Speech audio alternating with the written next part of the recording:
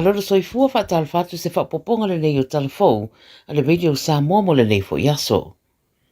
E momo atu mai Amerika ma Iran, wa li putia mai li poti o pitara tamai o le tawa i sa sae tututonu, le whaelo ai le CNN o le lapata inga Trump i a Iran, e whaatatau le tūlangolo o a fielo latu o tunu u le teminei. O tawa li poti le CNN wa whaelo ane e Trump i a ilatou, o le big wave po le ngalu tele o oso whainga a Amerika i le io o ane i a Iran. E na ia ta ua fo i isi ana whamtalanga e na tele ave e sea le tūlanga o le ave ane o vainga awa Amerika i Iran pe a whaila vai manau mia.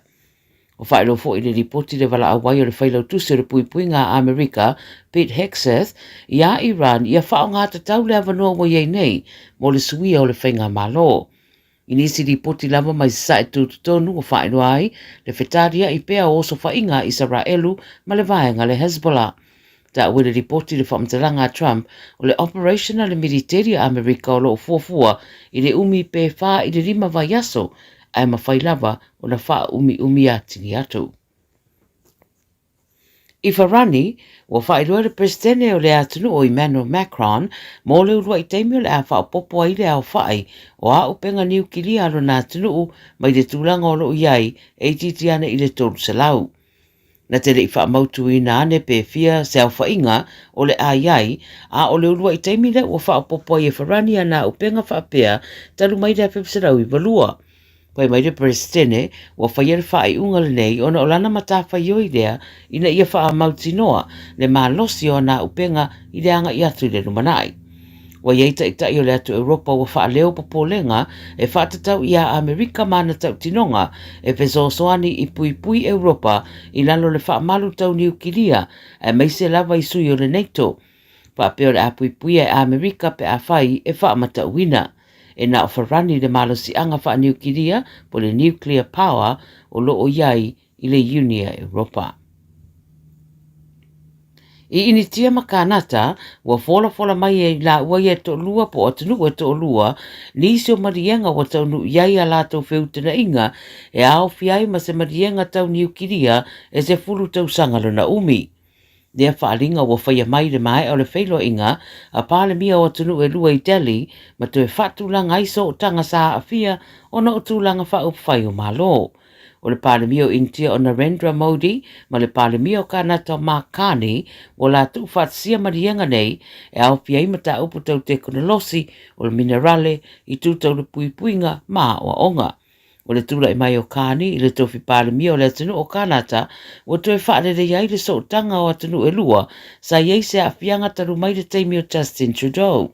O le mai ai la o le malanga le pālemia o kanata i Delhi, o ta wai le whaatulanga o le isia na malanga mai Australia, mai Japani, o se vaenga o tau mawhainga i a whaalileia, le i tūtau pe whaatawa inga kanata, ma wala au lia nisi ini vesi fou, i lo lato o tunu. Australia, pa mai e whaalelei tropical lows, po vaenga vai o winga o le tau, o lo maitau ina le tui mātua au Australia, ma lo fōwhai o ane eiti munga ma mawha i le atunu i le vai asanei, a lo iei fo i ma le avanoa e ave ai o ni a wha, i atu langa vai o winga o le tau, pe ona wha i loa e le vai tau. O Queensland le tui mātua lo fautu ina e ono a fia i ti munga ma mawha, e mai se fo i nisi vaenga o le atunu. O le tu i sauti o Christmas Island, le isi vaenga o whaeloa o noa apia, i le lolo wao le tau, e mai se le Kimberley Coast. A whai e whaatupla ia le vaya sanei i a wha, e le taumata le a awhia i le tu i mātu ma se sipo le tunu, i lo longa ma si munga mamafa, e mai se o matangi malolosi, pa pia mangalu i ngā tai whale. Mai a Novema o le tausanga taluai se ia o mai le teminei, o mai tawina ua i wā wha, o wha mawina i Ausitalia. Ma le tala muni mai Palau, wa te ena le presidente o le senate a Palau o Hawkins Bowles, tu ua inga Amerika ua whaia whaasanga i a te ia, o no lona awai ini whainga po ni tūlanga le sao, na whaia e au whiai ni se wha mautu i saina.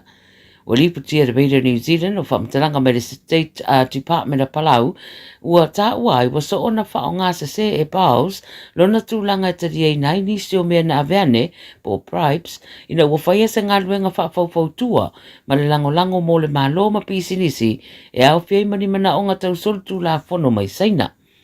Pai mai Baus, na te leiloa se tolu tu la fono lo o ia fiai te tonu po o fafo mai fo i o Palau. Wata ua le ripoti le whaaringa mai le US State Department e le to e whaatanga ina le ali I malona a inga e to uru whale atu I Amerika. O le tali a Baus I le atulanga e le a whaina o la lātou lea whaitaria ma e le o tangi fo I fiaru I Amerika. Ai a whai e eini wha mauninga o ia tua inga e le leo na whaelo ane I Palau o na whai e leo na whai unga e wha mawai malisanate pe a whai waia soli le tū la fono. Ia o tala ia le video Samoa mo lau wha mai le nei aso manuia ngā nuenga le a whenga iai. Tasilima I Vatolu Amo Radio Samoa.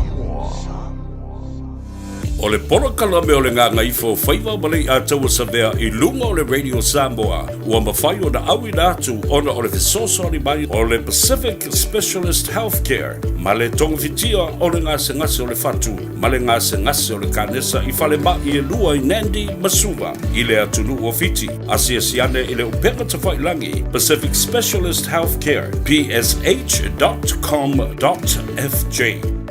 Avia maua sosa Omega ka Ia maloi moa Omega ka Sabale tau mofie Omega ka Fili mai loile Omega ka Omega Cars, lua selau Diabetes Drive I Manukau po le telefoni o iwa lua fitifitu lima walu tasi lua Susu mai manukau ne Omega ka Malole keisile Omega ka.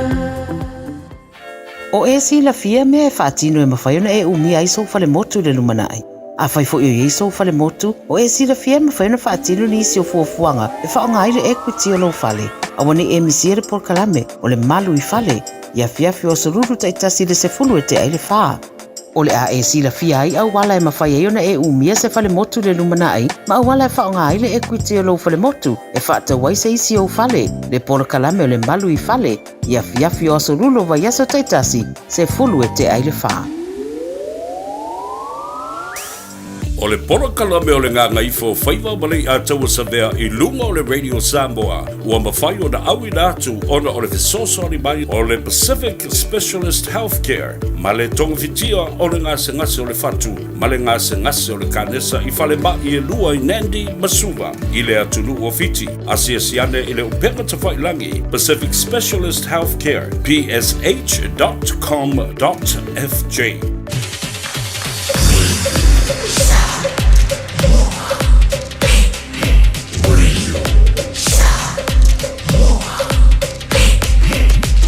Tasilima I Vatolu Amo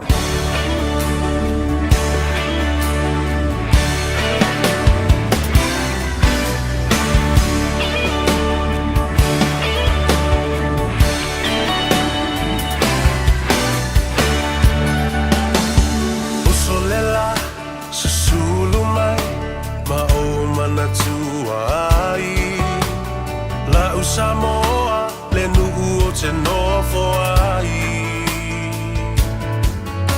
Pe wha pe whea na ngalo atu o I lewa ai Samoa o le penina o te fia I ai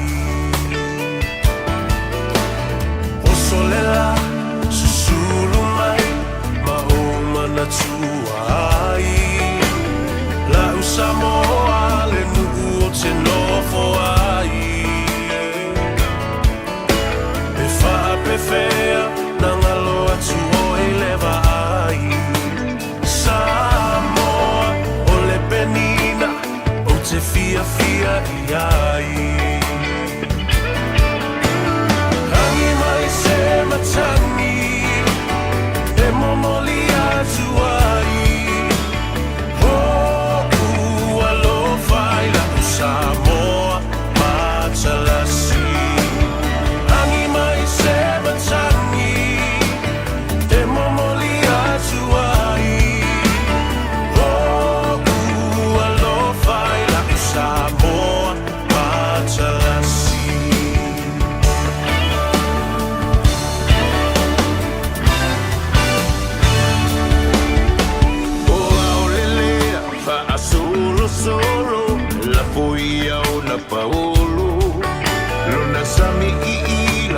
sulungia ele masina me whaapewhea na ngalo atu oe a ita Samoa ole penina oe ole vasa Pasifika Tangi mai se matangi se momoli atu ai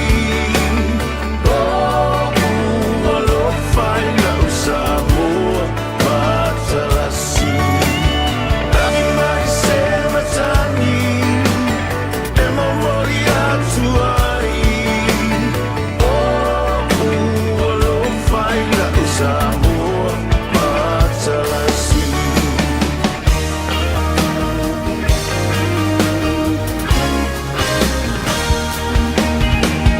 Matamofie, le afi Pe asa vali Luna la lele Ma folinga e whelanua I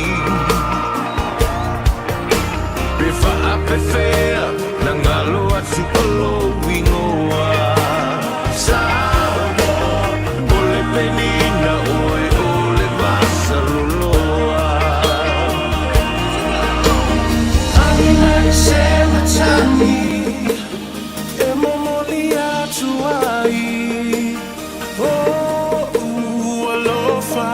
Samoa, Matalasi Tangi mai se matani E mamori atu ai No ualo faina o Samoa, Matalasi Tangi mai se matani E mamori atu ai No ualo faina o Samoa Matalasi Tangi mai se matani E mamori atu ai No ualo faina o Samoa Matalasi No ualo faina o Samoa Matalasi No ualo faina o Samoa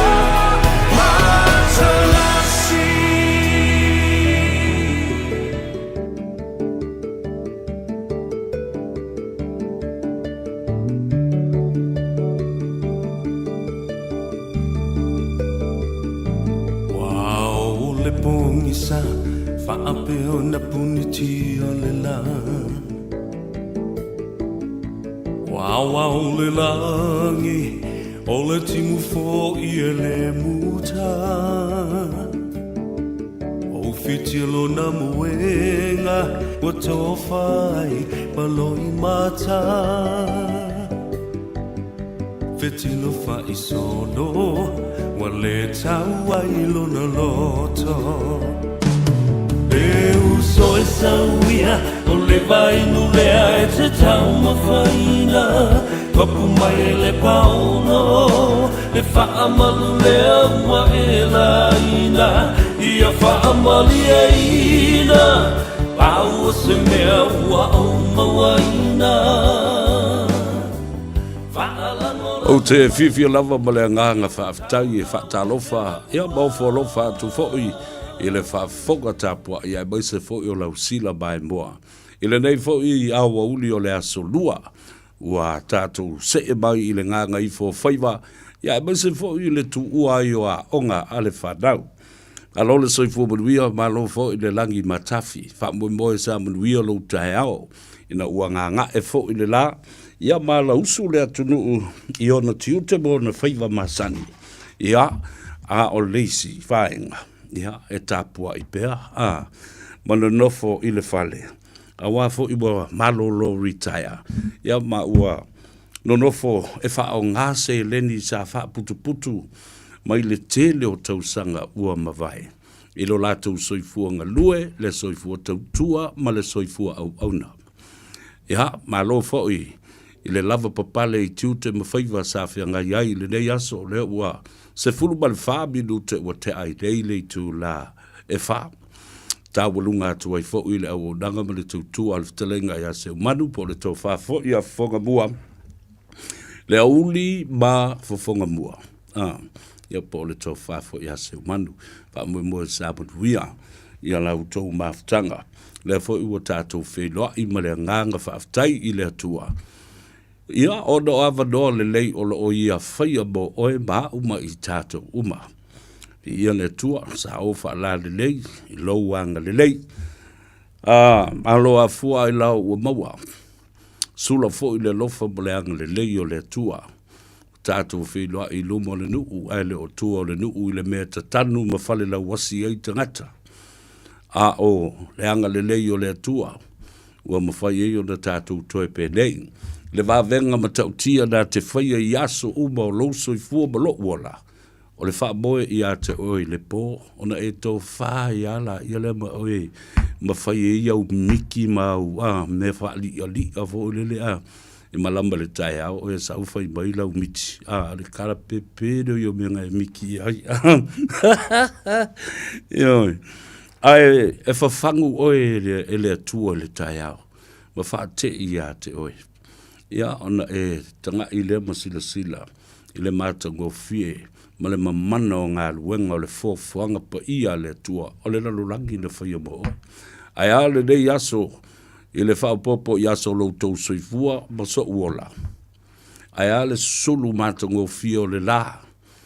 Ma le vava ai atu, i le la le lei o le tau o le nei aso, ta ilo i nisi atu nu, o New Zealand nei, o le autumn, o le taimi fo le wa mata o na toe tau, ta tupu ia na isi la au ala pepe a isi la au o vo le taimi fo le eto ulu ai ia lau o la au ono o ile tau ma lulu ia 4 seasons o le tele o tau e mo o mai le tulu o le nei o le summer o le spring o le fall ia mo le autumn ia o isi atunu ia e la fa solo ato la timu fa solo ato ia o tangata foi ia e fai tio a le vevela ia o malulu a timu o la e fai a upu e fai tio ai e faali e le fia i le swing o le tala o le tau ia ai ono sa tato wola ma le o langa ma le nganga faafetai i so se taimi o le ale to i ngā so o le aso o le aso o le ale to i ngā tau o le tau wā ono ua pau fo i o le swing o le tau ua iai o le telefo i o swing o le tau, o le kalena wha na mua. Sa ata mamai e o tātou ta mam te nā mātutua. E loa le leile taimi tuto ai lea la au.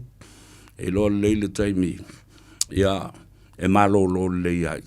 Ina ua mai au na tuu me le. Ia na mai foi la ia, malo lo se i o foi lesi taimi toto lesi la au. E sau wa le taimi o le tausanga le kalena whaana mua na, indigenous calendar of the year, traditional indigenous calendar. Yeah.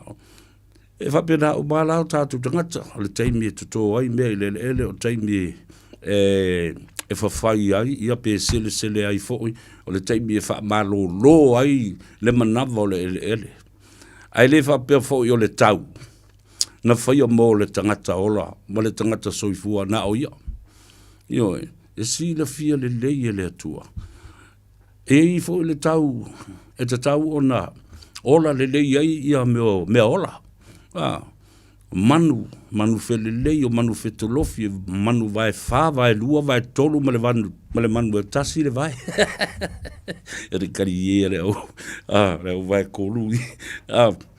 Ia le nā, hala vo i tātou te tali e ai suanga le va tele. Ona o le tātou pola kalambe, o le ata lava ma le fia. O le tā ua ia ma le onga o ma tā upu e momoli atu wai.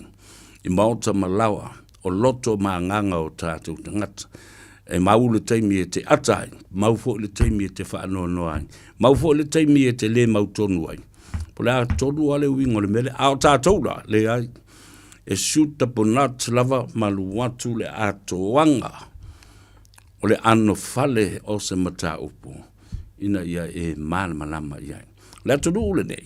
E malama lama lo tangata. e le ngata ina oso le fifia e whapena fo I ona whaamalosi au I le whaia o whiriwhiringa ta tau ma le tau. Atalofa I le tawhatolu o pa ia masani o le atunu usau tua whawhawha I le eise tasi e toe whangota sango le ngole I ai. O pa ia mamamalu wha le malo, pa ia fo I babamalu wha le anganu. Ia ai matua le tuu ia te utou le au whainga luenga te tofi le atua I whata whaita ulanga I fia. Alo le soifua manuia. Whata alofa I ta mamtina matua le atunu, tu asin sina, le ngata I tonu mauta malawa, ia e whapena fo I mauta ngase ngase, o whale o tangata matua. Whata alofa I au sina sina o le maftanga o le whaliu nei le la, I lona tau wa fiafi. Ia e pei o na whaamapopo ina ele ftelenga le ruenga tele ai Edwin Puni, whapena fo I le fionga ia tofilau, Esther tofilau, o le fionga le alori ia whipulea I semi whipulea I malifaletua ia sene, ia manisi lava o la lango iai, le fo o iai le lango sua.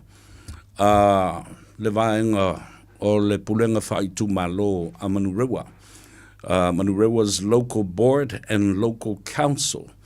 Na o iai ia le mauta ma le fale fo I lo whaamapopo iai ia aso na fua uma o masina te tasi o le aso na fua ta ua le na mua o le masina.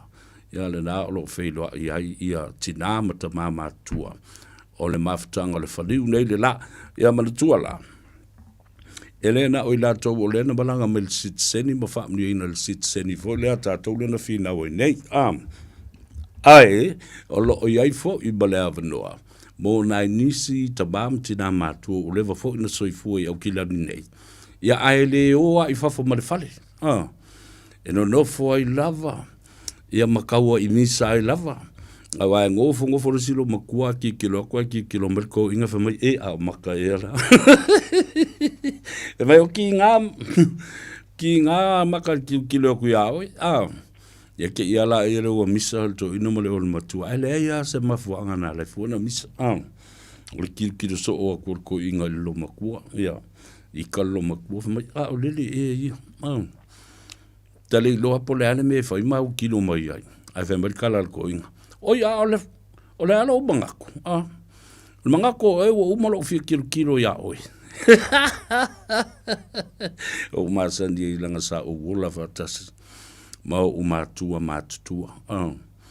My grandparents, my great-grandparents, I lived and was raised with them all their lives until they were passed. And they passed away. Wala aule tua. Ali tele yo mea mana neia. Sa o o wina mai ai ia I lātou, o lātou wanga, o a mio, o tala, o upu, o le taimi o le file mu. O pe upu whele o le to o le ava mo le to o le file mu. E tate vava ai sa taha awa uina mai ai le tele o nisi fo I to mai whaapitoa. Pe o le tala na le whai mai I le tala o le tusi. O le tusi pa ia le ekalesi o mamona. O le tala I le tama. O ni whae malona tama o li iai. Whai mai le tala ale li ilena. O ni whae. Whauta. Sa whanaua hau eni mātua le lei. Ese ta mā le lei. O lea. Sa o o ai te isi lona poto. Lewe tala le tamaititina o mai I le poto o lona tama. Taui o na mea wai. Tu te li tangata I le o le tusi fo I lea la tau ia o le tusi pa ia lava ale e kale sia mamona. E te tonu iai. Tala wha solo pito. Ai la lango fo I le fionga pa ia le tua. E fiso ta I e ngafa. O Israelu ia o aso ana mua. Ia male toe fuata ino le tala lei. Male valu ia. O le whātu ino le kalesia I aso e ngata. Ia leo sa o. O tātou tūla lata. I le nganga ifo o taimi. Tātou tūla lata. I le tau o fiafi o le soifua. Ma le whai unga o taimi. The last dispensation and the last latter day of life. O le tatonunga na o le kerisian, fa le wale fai tuto. E ka ua kulo e lisi au le wale fai koko ale mea e vai fe. Le keke mu o lima ma vai susu fa mai wika fe. O le a o mai ale mea. O le la o nga sa o kala ye o mo le kuspai. La me pala ai. Ia le na. Fatalofa I ya I la tau o lo oasi si mai le dei vai teimi o le tausanga. Asia si mai I ainga o whanau o whaalewelave foi. Ia o ni mafutanga o ni saudinga whaai poiponga o aso whanau. Ia o nisi foi. Ia o lo malanga mai watangi mai ala ona o le fia mafuta mai. E saudinga ma peau whaabawai o nisi sa pele I le loto maleanganga. Ai ua tuua le soifuanga nei. Ono le wala au le atua. Ele o se loto la o epo au nei po oilava. Ai o le fida ngalo whaito tasi o le atua. Au o mai le mala au ele ai se tasi e tū ma te te I le fida ngalo whaito tasi o le atua. O ia na te au mai, o ia fo I na te toi ave ese. Fifia e whailo ia te oe ua au I natu le porkalame le nei mai le asunga fuose I tau le asa whareile. Le nganga ifo Faiva o Samoa, iso o se tafo le lalolangi, ona o le fesoso ani mai, ma le langolango sua, a fale ma I wha pitoa, o le ngase o le fatu male kanesa, I to tonu o fiti, e lua fale ma I wha pitoa te tele na, private hospitals specializing in cardiac surgery, ngase o le fatu, and oncology, and cancer patient specialist in Suva and Nandi. Mole toi le ngang whaftai, ia li fo mai ma whatonu, o lea fo I fo le mai, ia mese, o alo matamba whanau o Samoa, lo o ngā lulue ai, I le tū whapisi nisi o le company, male fo le mai. Pacific Specialist Hospital, sunga I le li fo mai, ia ma le li pule, le sunga ia Parvish, Kumar ia whapea fo'i le tabali I Samoa o lo o iai fo'i te tonu o le whono whatonu le whionga ia atoa mawha I upolu tai a kui ia e se fo'i se tasi alo tabai tai o le atunuu ia le whionga ia lua I pou o malo Christina Finau le ataua ia le na e o wawai atu e ulava ina whaonga ina le whasosoani lea a whale mai whapitoa nei.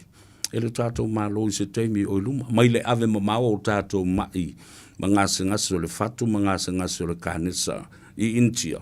Tui titi alu aso o alu le valele. Ia, ai sila mtanga iane I lalo inale. Se I toe whai tātou producers e whaamule toe whaola lawa te tele fo lele ia le melna e la loi fo le tatou logo lana le PSH United of Ayatu o le Pacific Specialist Hospital I Nandi Masuva I le motu o fiti po le atunu fo I fiti ia lo ia I umaina ia whamtalanga I meli ia mawhasota inga ia na lo le ngā lui ia te utau o lo o ua tūla lata I le manawa o ngā luenga le la afa tonu wale I tūlai wha o whea le wharewhai ngā luenga whea le company whea le officer ia o le au whai a onga o le au whai a wala o le au aweta vale o leo officer ma mata ngā luenga tūma oti pisi nisi tūma oti o le tōu lava a inga le ki ngā o iai whapea oile maua oi ia o mai tangata fo ile tangata ese ngā lua I business ele e fa tete e fa maoni yo e tau ma fai se polo mo se profit your company ala company de e fa fa ngā lua ngai o la tau lava ainga ia e ia le au kuori e fo I tangata fa maoni e le fa pe o le mea to ainga ia na e fa tala le ma e fa tum lima ia fai ma le fa maoni o le lumana I fo le na lo to ainga ina ia te le pisinisi ma fa lau tele a wale au nanga I tangata ia ma fa pena fo yo na si ia yo to tong ia ma tō telefo I awa noa o le a au mai I nis tangata e ngā lue ai. Watu ila la ufa lo I pisi nisi na awa o le tātou atonu. E tele ia a inga I whaia la tō lava tinae. Mos whate ta inga le ulutoa and Sons. Wale fonga tau mafo le atonu e le ngata I Avondale. Ia wha pena fu lisi la tō la lele I whea fo I o tahuhu. Le tui sa mau bakery and takeaway. Na ia inga na o lo whaia la tō me. Wa ia e whalongolongo me o le whaia ku whai mai leo so ma fau skemi o ke la kuwai. Wolo. Saini mai sau kong kalake le tātou. So di fo le tātou le tio. Awa tātou ngā lulue whatasi whapena. E vave ona momoli le upu. E alu le upu I le si tangata malisi tangata mai. Oi. E ngai ala. Ia ngai whale sa boa ngā kaku wo iai. Ia ele ngata ina. Ia o isi pisilisi pena. Ia ile tau whai a le atio. Le atio o matamua. Ia male whale tua ia Evelina. Le Evelina's Polynesian food. E tele ia o tātou ainga. Olo whatino a lātou pisilisi. O nisi o whale sui. O nisi o whale o tiulu. Ia, o nisi fo e whaia lātou pis, nisi fo lele, vari I maka se I meo fulu maka. E le pisi isi fo, ngara o wawa e whambe o le mea sui, la unku, o kankai le fifi o la unku. Ai fifo la, ia le ngale, pisi isi le ngā pulu, e la ukama fo, la wafa ilangi le fo langu meo, o e fia se.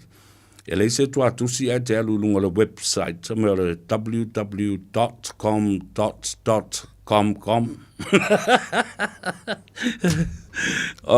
Ka ia le nā, tala fo I tātou te tali ie ai, le nei fo I ao uli, e na ua tūla lanta e ngā Gagaifo Faiva le atunu. Ia, ele ngata I New Zealand nei, a he whapena fo I isi atunu, tawhai fio le larulangi, lo o lala mapapa au ai ia Samoa. O matua I te I le tae au na nei o te toe ala ti fōiong po o tāle ono, whaila ui puti. Mau wawa ai lo, mau whaita tala I tala fo I lea o le lalolangi I whaavao malo. Au wawa iatu, mo e le ai ari e le usika I Iran I a Amerika. O le matua loto fefeu ama le loto fefete o Iran, lea na tusi mai ai ia se tasi o le pulenga Iran. Whamai, Donald Trump, Amerika, ne o tau whapea o tau mau te whewhewe il tau mele o whai. E ui fo I la ua oti matangata wale I nai ia le te tai a Ayatollah Ali Khamenei. Whai mai isi te tai la o tau wawa ai Amerika. O le atato whetaui. Se ia o oa ina toi o le intia e tasi o lo toi. To the last man standing. And that's exactly what Iran said. Mana tua fo I le tau a Iran le na whai ma Lucia. Na matua fiu wai Lucia.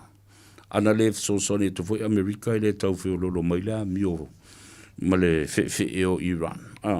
Ai lo popolenga I mea nei. O lo popolenga. A whai o le filifilinga le a Donald Trump. Lea ua whai le teimile nei. Ma ua whatu wina I fo I lana vaenga le ta ole. The board peace. Po le board of peace. Po le peace board. Mo le whawhi le muino le lolang. Te le tali tonu ia. Ia ta ole na. I'm entitled to my opinion. And how I look at this. Awa. Ole a umi se teimi o le tau ole nei. Masalo o le taualo le tolu leo la langi leo su eni e la wali I le ilunga amata na whamata osi mai. Le taualo le tolu la le nei. E le leile tau mua ma le taualo le lua. Na alu e ta ilima tausanga. Ta ilima tausanga na whai mea ma lo la ia. O le a le taunu unga sari ai. Uma le tau mua le langi. Aluatu le tau alona lua. Fatu la I lo le me tau o malo o fatas. The United Nations Charter. O le mafu anga le nā mea. Ina I o mai uba malo se lau mona tupu. e tala noa e winga, ile awane i toi iai lava se isi, taua i le lumanai. Ala le me leo tulai mai. Ma fua mai le mea le nei. This is the despicable nature and behavior of humankind. Ma fua mai le loto le tangata. Tai o malo. Ina ua le whaamalia ina lo lato mana onga. Ua mana o i fua i mea isi. Mana o i lau ele isi. Mana o i meo minerale whaale natura o lo o maua i tonu o atonu o isi. Nea le whaatei inga. Mana o fua i le swau ua isi. Lau tau sila iai. I le tele o le tangata. Oti ngā tangata e mesa tangata Amerika. Wa avea tangata Amerika. Ma fili nu me la tasi o le toa tele o isi atunu o le laulangi. Ona o whai unga e whaia e tai o le malo tele o Amerika. It will take so many lives wasted before it comes to a resolution later, perhaps in 10 years' time. O le apoloka I fo I tātou fe malanga inga, ma le whetalo loa I o le atunu. Wa lama e lisi malo. Lama e lisi atunu. Wa enga whatupu whaalawelawe. Whao e lisi malo, le pule anga lisi malo. Tātou te mana o ini mea whapena. A o le mea lai o iai. Ia lea lau tau sila tue. The Security Council na United Nations nale ua fono nati ona o le mata upu lea ua osa wha ia ai le malo tele o Amerika. Whapea fo ima le malo Israelo. Isa sa e tu tonu. Langa e iai fo I Iran I tonu. O malo o whatas. Lale me wale mwhai e malo o whatasi. Matala noa masoa le pule whaatai whaavao malo. International diplomatic bilateral relationships to sort out in terms of negotiation and dialogue internationally in the most diplomatic way. E whaila e Donald Trump malauri ia le whai unga ma whapena. Wa waila leo a mata ona whawhewe. Whe mai leo uma ia Iran. E toi mai fo I toi pomu Iran. E ta pena mai o tau Cuba. O le vai aso le whele lei e tuai e drones ia te uto. E leo se mele lei I lo utal tununga le nā. If you want to keep the peace, ma wheso o tai I ala o tala noanga, ma soala upulenga. Ale me la lea. O lea tunu ua mua tango le au penga. O lea tau sila iai, it will cost the United States many lives. A mata atu nei, wo tau sila I. Whaita wafe, maafe tangata iwa maliu. I solo te te and protest all around the world. A lea o mal temile nei lele tau sila atu nei iai. Wha a wau pea ona tapomu e tangata e tapomu e Amerika ma Israelu ia Iran. A lafo ele nofo Iran e tele military bases ale malo Amerika. O lo fatu tu solo tono le Middle East, Iraq, Kuwait. Se yo I atunu o le Emirate, the Emirates. You know, now tapomu ma o lai na. O lo o iai I nā fita o tama matene o li I matamaitai fita le malo tele o Amerika. Ala iei fo I mawhana ua Samoa. Yeah. O le alau te whai atu. E whai tau miliona tangata. O le a mali liu. A o le I o I se taimi talano I na ai le file mu. So, the Security Council, the United Nations, needs a resolution to the problem now. And what is the solution? Peace talks.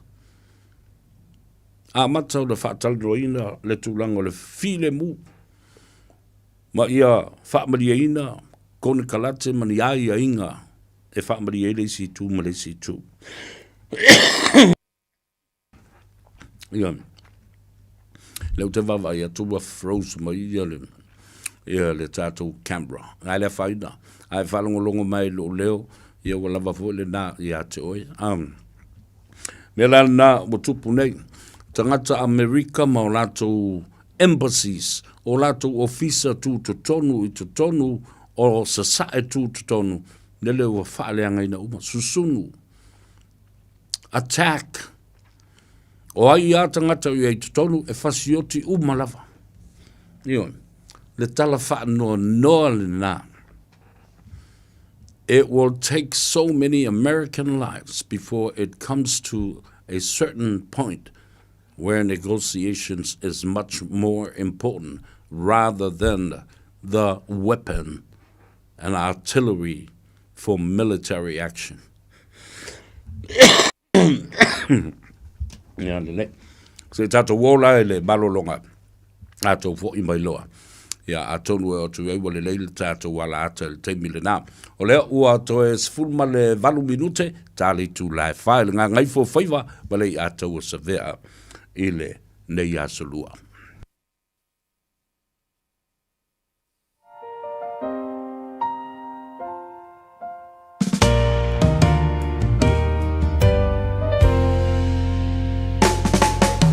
Sau e au e lo au o lau pele sili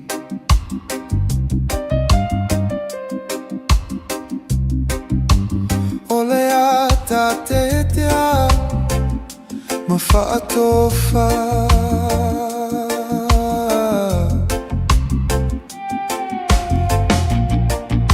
o le alofa mo oe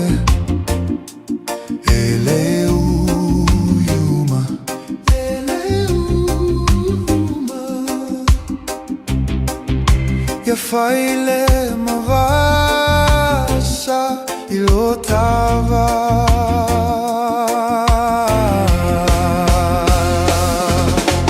to fala upele mana tua mai pe o itanei malingi o uloi mata ao malepo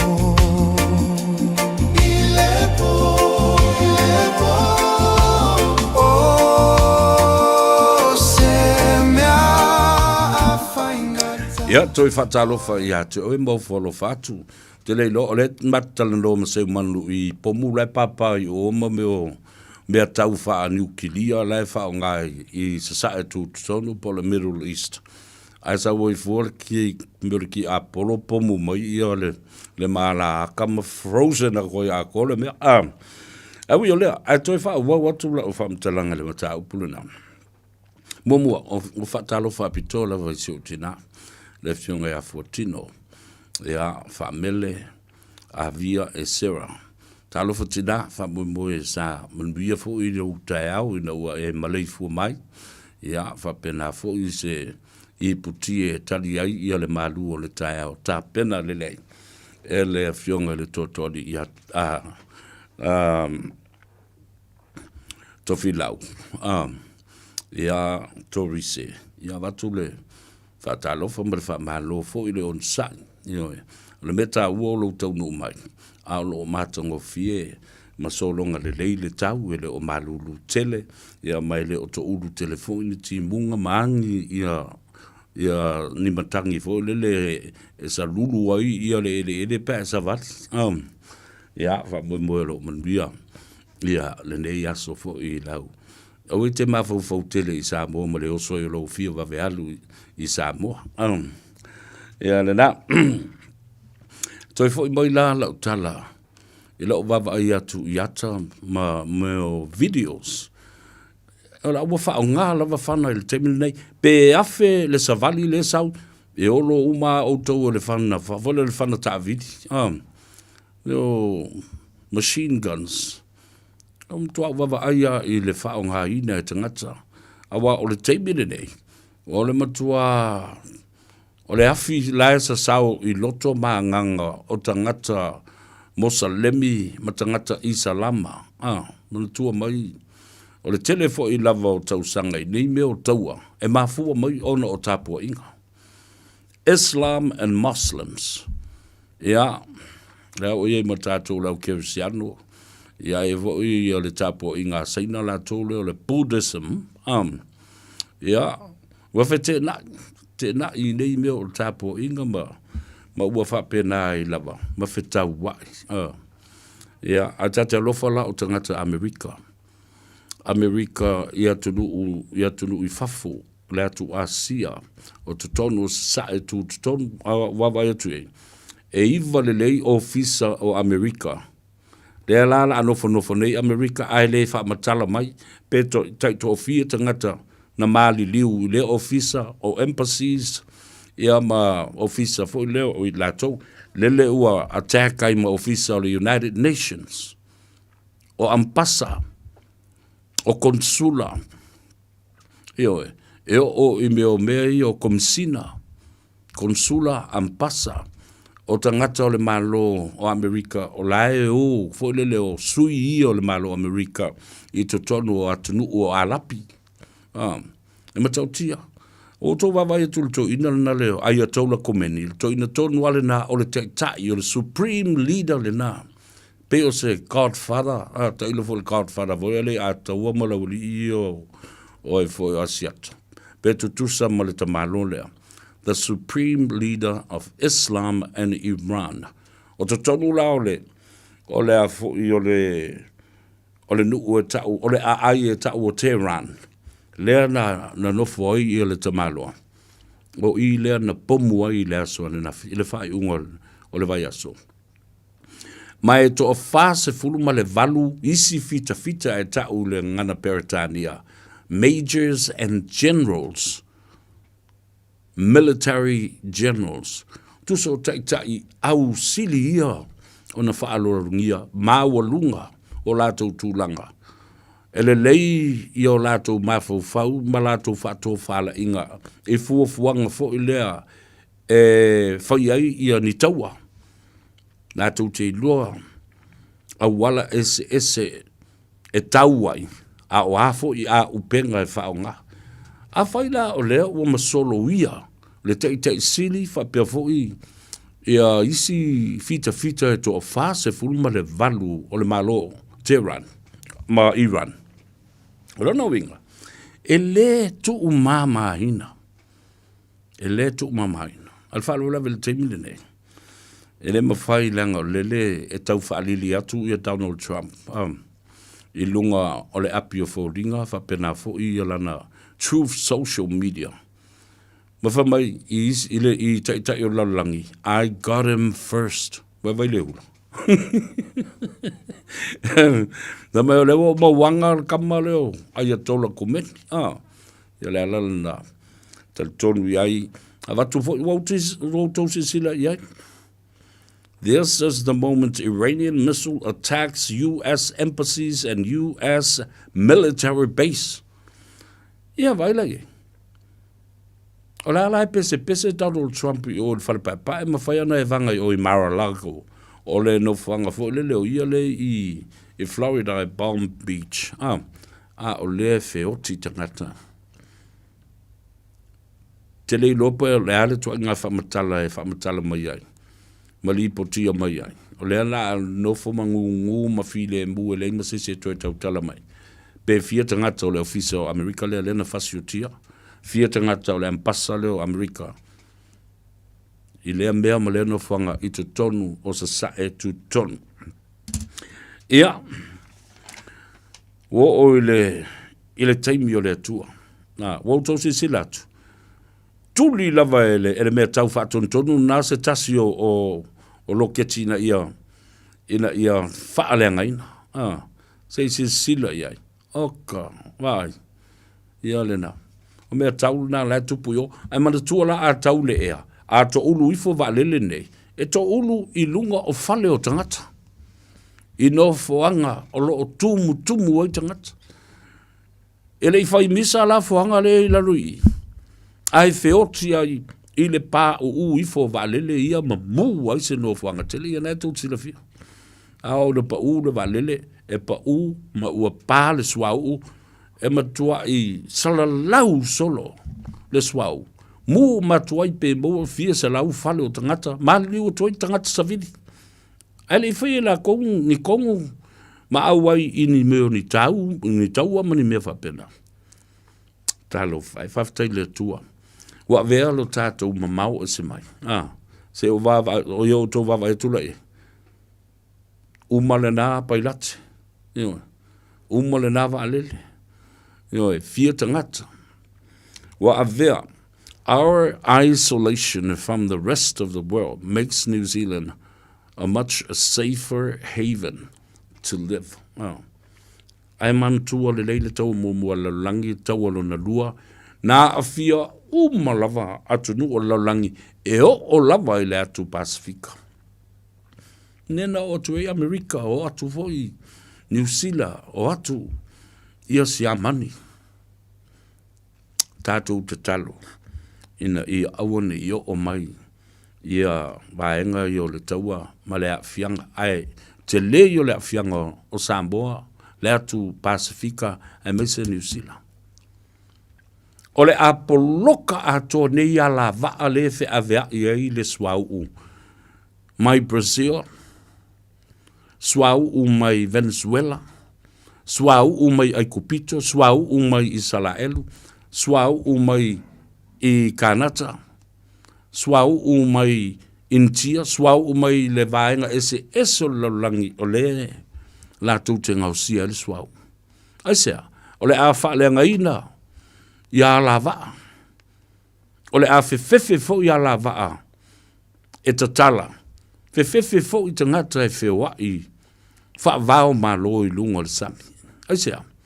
They will become the targets of these different nations that are fighting this war now.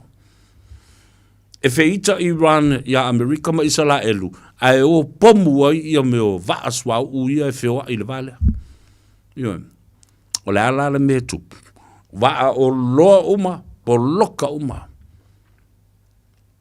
O so fai uma I pomu ma mea whapena. Ia o ai la le ave waa e toa. O le alu e momori le vaaswa ule I whea. Ia e tōsi sila lola ia lea. Le atau fia le toi fe malanga I o waa.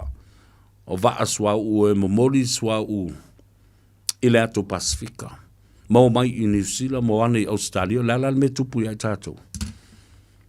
E wha pele se tane e tasi, po se lita e tasi o le swau, ma le pensini, ma le kalasini. E le e toi whewai, o le a whaifo le me ta o le carless day. E aso la whasaita, vale na toi whewai. Aisea, uti le swau, ma le pensini, le tiso. O le a si I mawalunga fo I pelo na winga pes fulu tā laile, I le lita. O le a le mawhai o na tātou toe, control ina me umanei. Tau o loa, tau o le soifuanga, le pensini, le eletise, le swavai. Mea umana. O loa. Mea la le mana I tele. Le whaalinga na watu. I le fionga I le li parimia. Toto au mea toto mau mea ano. Fai au lafu moa, fai lau lafu pua, o povi, o mamoe. Fai au lafu maire. Ele o fai akusa lafu maire ai. O lafu maire leo leo ina ma pui puia au mea au fato anga mau wati nae.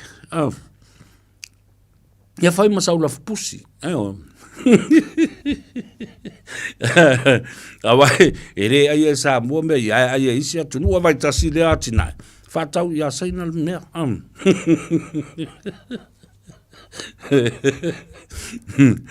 Ioi.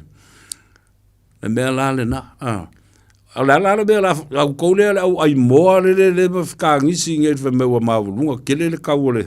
Ole avoi. Ole fasi moa mare mea le pusa moa. E o mai le taimi e ono masina e sfulu lua masina o le tausanga e le toi o mai se vaa I Samoa ma le atu Pasifika. Le ai se vaa o loa e toi sa. Nala lau mela ai.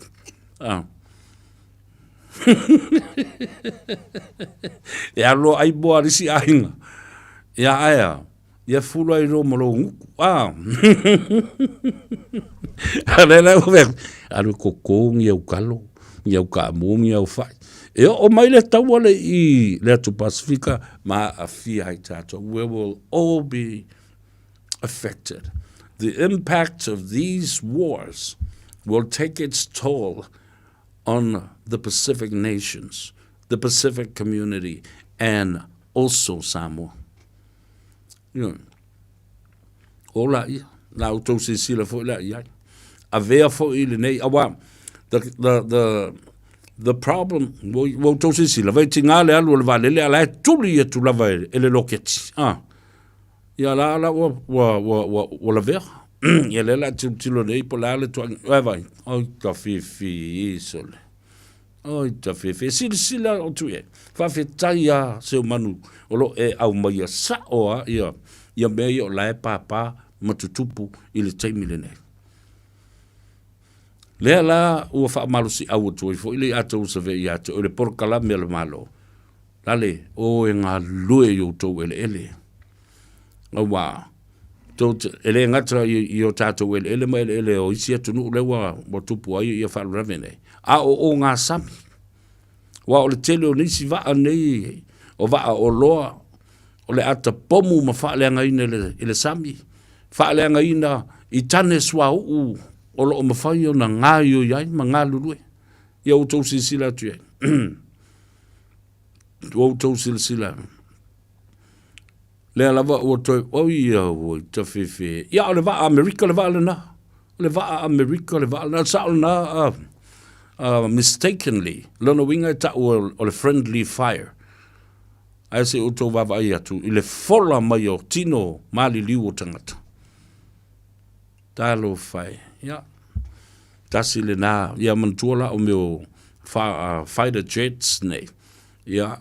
Pe taito fa taito lima I lato I tonu operate ai ia le valele. Ia o le si foi tangata o na te fa tuntunuina ia mea tau ma meu pomu ma meu drones mai lunga o valele nei. Ja. Tatu talo ina ia se file mu e vave ona fo ia e tai o atu nuu malolosi powerful o langi. Awa ale mwhai o na o le oti ngata lava ia meo le atu le mai.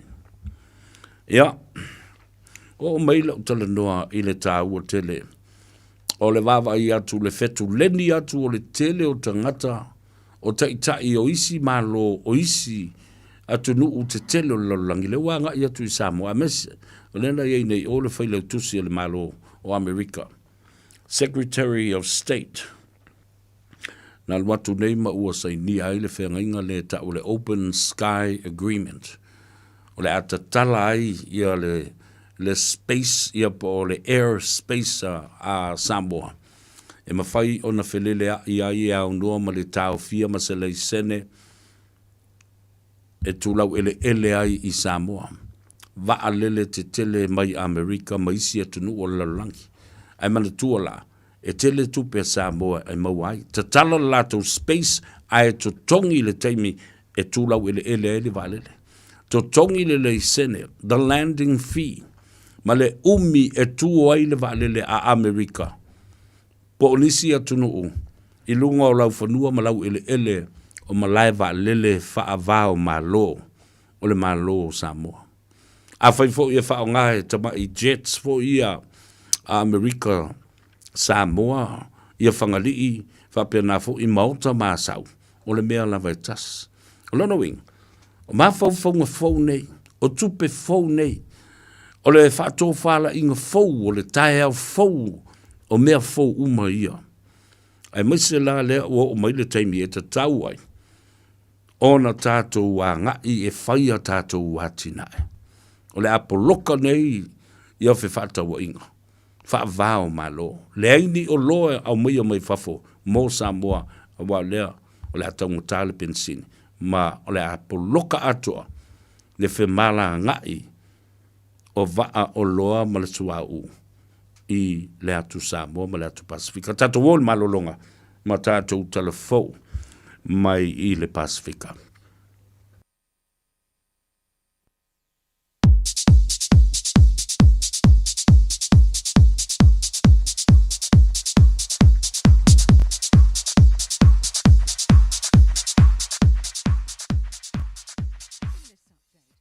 Chaos is spiralling in the Middle East with an aggressive uptick in US and Israeli airstrikes on Iran. They've bombed more than 1,200 targets. The White House says it'll carry on until Iran's nuclear and naval capabilities are wiped out. Iran's retaliated with strikes on neighbouring countries and closing the Strait of Hormuz, casting global uncertainty about the movement of oil. But CNN's Jeremy Diamond says Iran's capacity to respond is diminishing, and the US and Israeli attacks are expected to double within hours. The United States and Israel believe that so far the success and the pace of their targeting in Iran has exceeded the expectations that they had set out for this military operation. Parliament debated the joint US-Israeli action today. ACT leader David Seymour says it's up to the countries to justify their actions under international law. That will probably be a question debated for many decades by experts and universities. But right now, the world is not waiting for New Zealand to cast its judgment. Te Pāti Māori's Rawiri Waititi says the attack's illegal. We call on New Zealand government to stop aligning with the USA and being a proxy for Zionism. Kick the FBI out, the United States and Israeli ambassadors. Let's put a PO in the ground. Disgraced former Gloriavale leader Howard Temple has successfully appealed his prison sentence and won't spend a minute behind bars. The 85-year-old will instead serve home detention. The Ministers of Housing and Justice admit officials don't support move-on orders, but the government plans to progress the legislation anyway. The legislation would let police order rough sleepers and beggars to leave public places. Paul Goldsmith says officials aren't elected to make final decisions. Most of the things that we've put forward in the law and order space have been not enthusiastically embraced by the ministry. That's news. In sport, another chief executive of a national sports organisation is leaving their post. New Zealand Rugby League boss Greg Peters is standing down after 8 years. A travel hitch means the All Blacks Sevens will be without their coach for the next 2 legs of the World Series. Tamasi Thama has been unable to secure a visa in time to travel with the side. They leave the country today for the North American swing in Vancouver and New York. Assistant coach Willie Rickards will take over the head coaching role for the next 2 tournaments. Scott Curry, his assistant. And each member of the Pakistan T20 World Cup squad have been slapped with a fine for missing out on the semi-finals of the tournament. Apparently all players have copped to fine the equivalent of 30,000 New Zealand dollars. Radio Samoa. Taslima Ivatol Amo.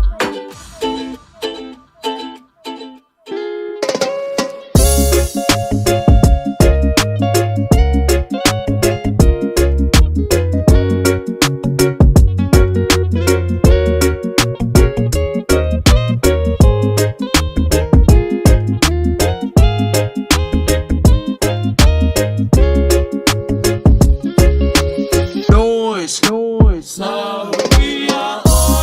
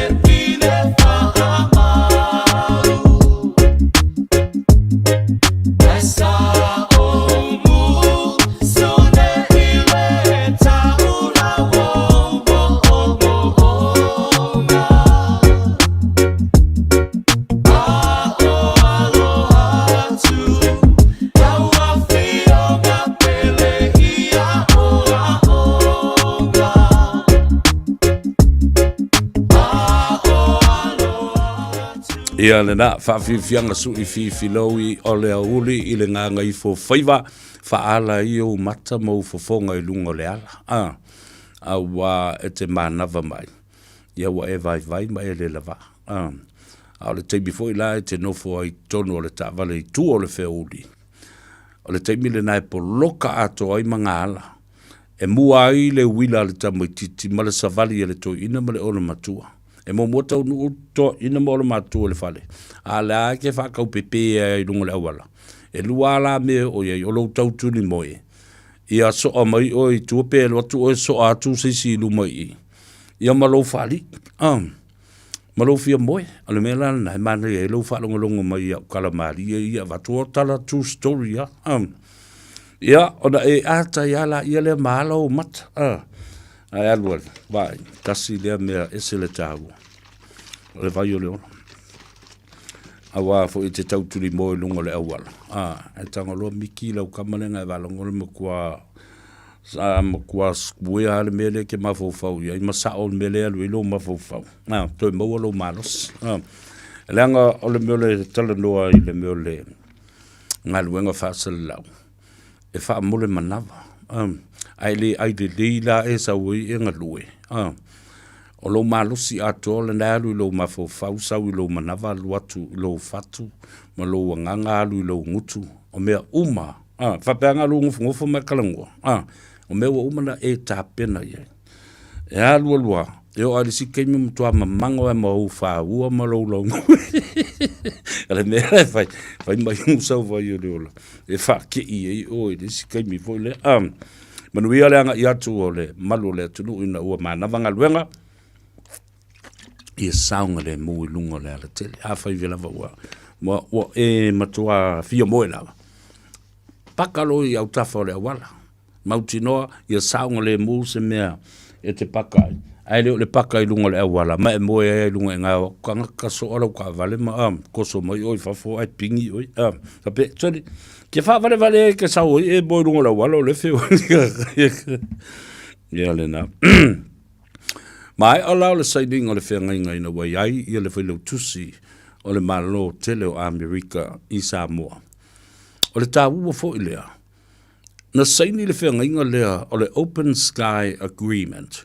O lo o iai ia le lutena ma le kovana lutena.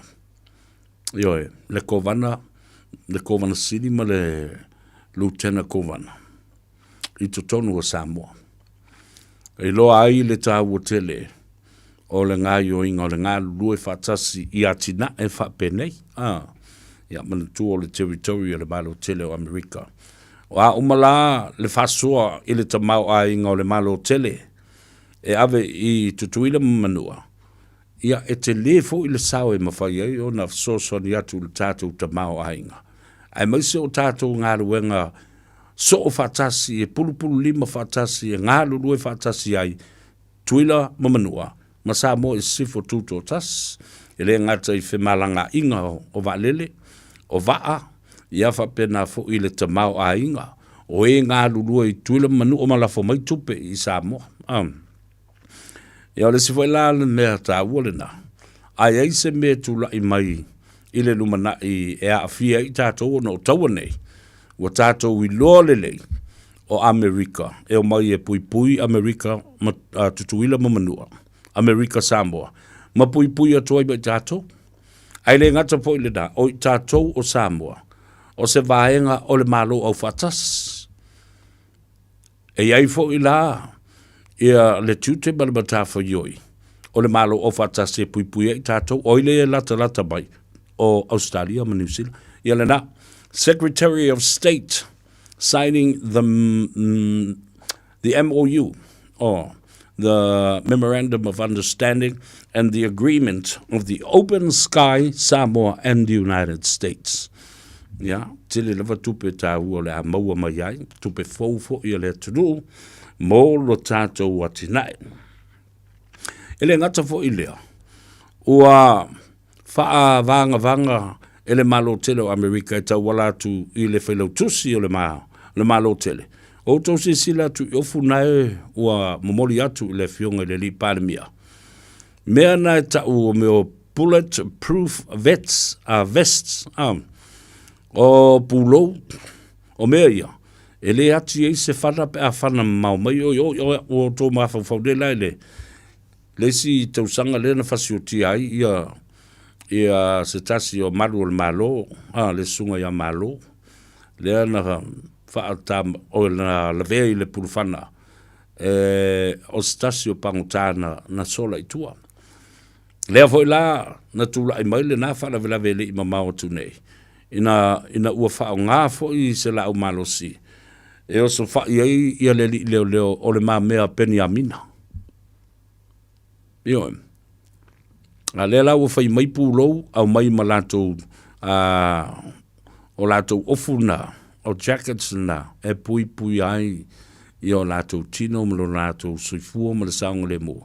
I so se teimi alu ai se o se wha inga leo. Tapu e mai ia le au soli tu la fono e mai se le au aisa ia lo ua whaatele ina nei. Ia le lātou ngā yo inga lo whaatino i Samoa o tau si sila tui. A ofu nei e whaisi ma mafa. Pe ia lai ke wherua i mahamo le meo le mea si i o mea mafa fole na le se lau kilo. Ia ono o meo o maa ma meo afo i meo steel. Ia po one fo na ua e se ale ia material se whangai. Ia na se wainga le na ele. Sai ni ngā lima le na. E le asoana nafi. Ta ua tele le tātou vāvā lata. Ia matule manu ai mai se fo i le malo tele. Wa tasi lea mea. Na tula i mai. I le vai taimi o tule epa. E le tai. Mana o tule epa. E alu i o i tule manua.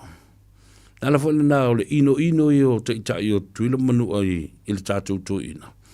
O nā pe i o na winga whawhia potol na whemai o i alu tala Norman Donald Trump. Na te lea mana ia tai le kovana ma le kovana lutena ma le whainga malo tule manua. La le mele o ia nau tō si silatu. Le malo tele o Amerika i le tūta uanga vale. Ia ma le malo le Kovan City o tuila mamanua i le tūta matau. Whawhitai ia a o le vasenga o Kapeneta.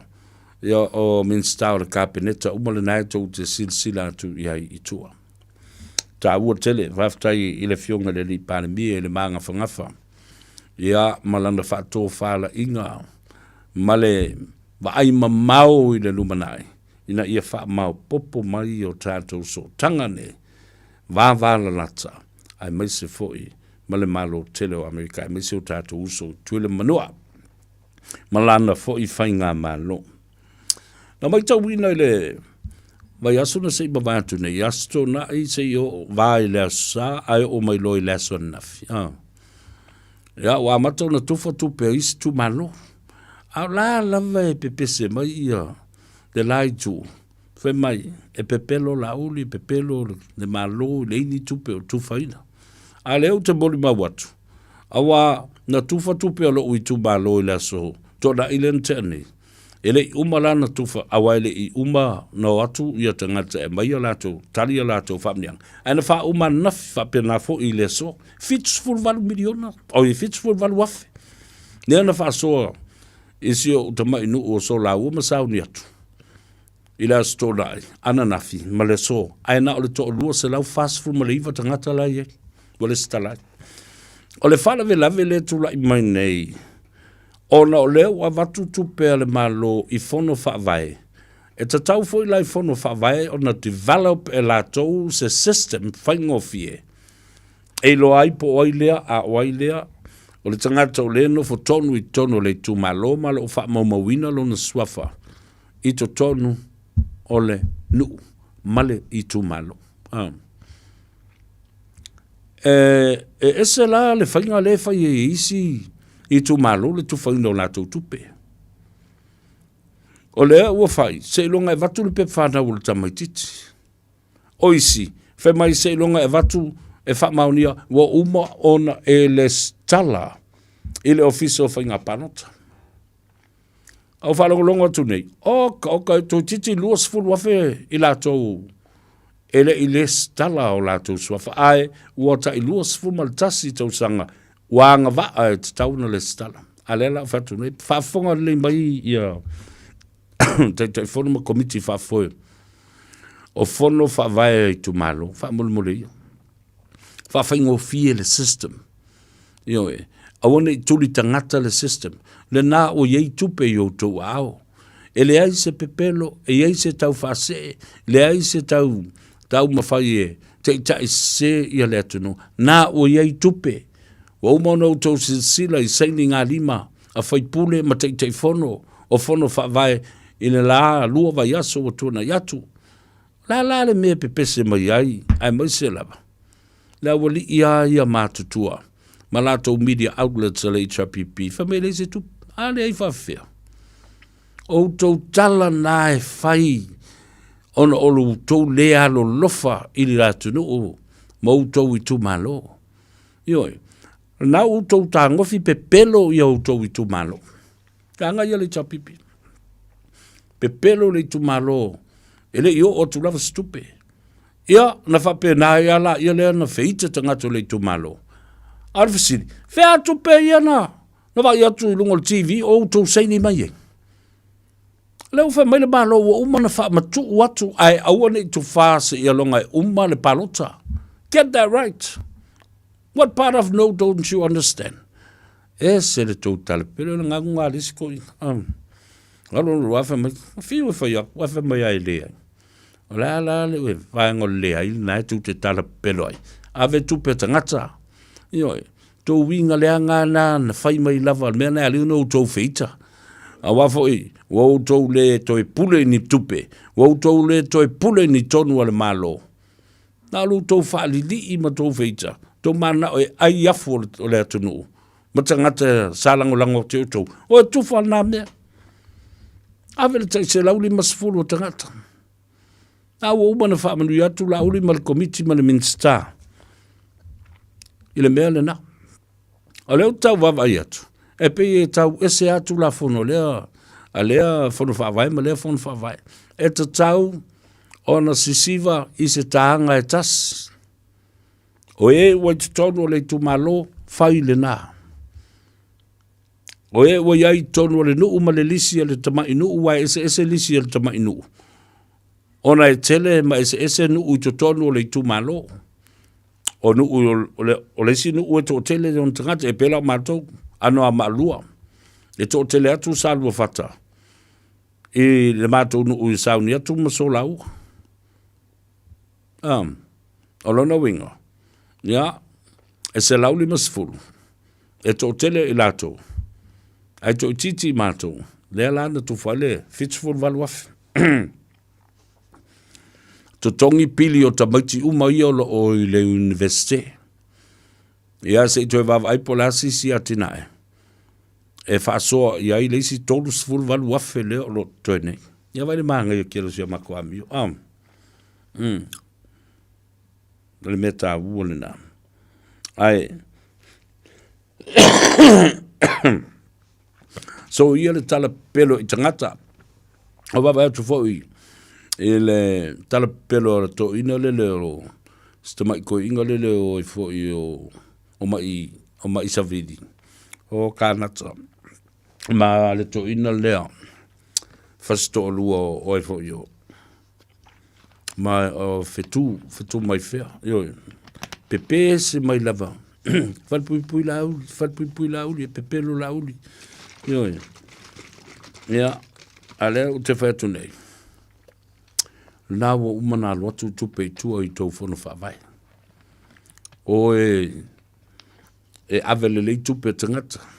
E so ia to te tala pepelo ma tau fa se ma tau fa se. Pe se laudi masfulu a tofu tangata ma le lima sfulu ma le tangata matua se io o le tamaititi ma le pepe. O kai le tā ua. O le nāwhe so soani o le toi fo I mata pena I tamaiti le a onga. O le ua amata. O tau sisila e. O lona winga foi la. Wa le aise mea la vanga I e mau. Wa foi le na o I tu le pa marimongi ma. Fon toi. O mo lia. ia le malo, ina ia iaise mea ta o le interim junction. Le wingo le nā upu, ina iaise ta o finga le tu mau, i le tu whaino o tupe i tua. I tu malo, ia ai o koukou ki o e ka ofi, wawa i le leanga o tō wāmio, le lau whafonga mai Samoa, o le awali ia. Ia, le awali ia, po le ale excuse ma lea, le awali ia, le o e tā ofi le whaamrianga a le fast bo o tau, le malo ua tu mō tangata uma. Ia, a leo mai fa me tal pero le se tu pe a le fa fero un to sai ni mata mata ma mori ma watu i lungo le TV ma le tau fa a vo le tau fa valea ma le fa ta lofa ele mistao tu pe ma le mistao atina e ma nga so ta i tinam ta mai ta i ma yo o la me la fa